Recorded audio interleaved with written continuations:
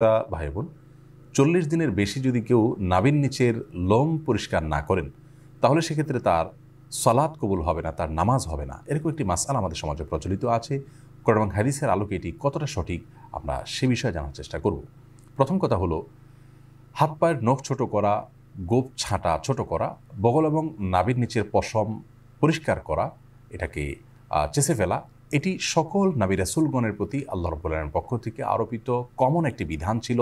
সকল নবী রাসূলগণের কমন একটি সুন্নাহ ছিল, যে সুন্নাহ সকল নবী রাসূলদের জন্য প্রযোজ্য ছিল। একজন ইমানদারের জন্য সেটি অবশ্যই অনেক বেশি গুরুত্বপূর্ণ। আনাস ইবনে মালিক রাদিয়াল্লাহু তাআলা আনহু একটি হাদিস বর্ণনা করেছেন, যেটি সহিহ মুসলিমে বর্ণিত হয়েছে, সুনান নাসাঈ এবং মুসনাদ আহমদ সহ বিভিন্ন হাদিস কিতাবে বর্ণিত হয়েছে।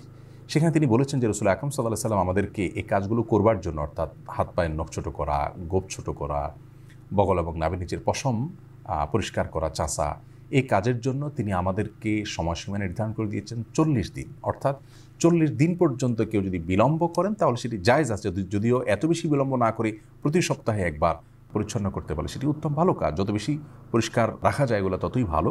কিন্তু যদি কেউ বিলম্ব করতে চান তাহলে সেক্ষেত্রে তিনি এগুলো না চেষে না কেটে সর্বোচ্চ ৪০ দিন পর্যন্ত থাকতে পারবেন। ৪০ দিনের পর যদি তিনি না কেটে থাকেন তাহলে সেটি তার জন্য গুনাহের কারণ হবে। সে কারণে তিনি আল্লাহর কাছে পাপী হিসাবে বিবেচিত হবেন। কিন্তু এর কারণে তার সালাত হবে না, তার নামাজ কবুল হবে না, এরকম কোনো কথা হাদিসের কোথাও বলা হয়নি। সালাত বা নামাজ বিশুদ্ধ হওয়ার সম্পর্ক হলো সালাতের যে শর্ত আছে সেই শর্তগুলো তিনি সঠিকভাবে আদায় করেছেন কিনা এর উপর নির্ভর করে।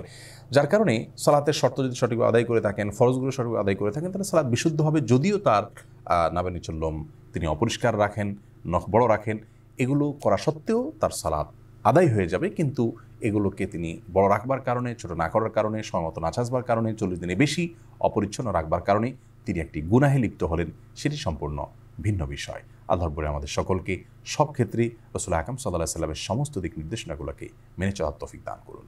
আসসালামু আলাইকুম।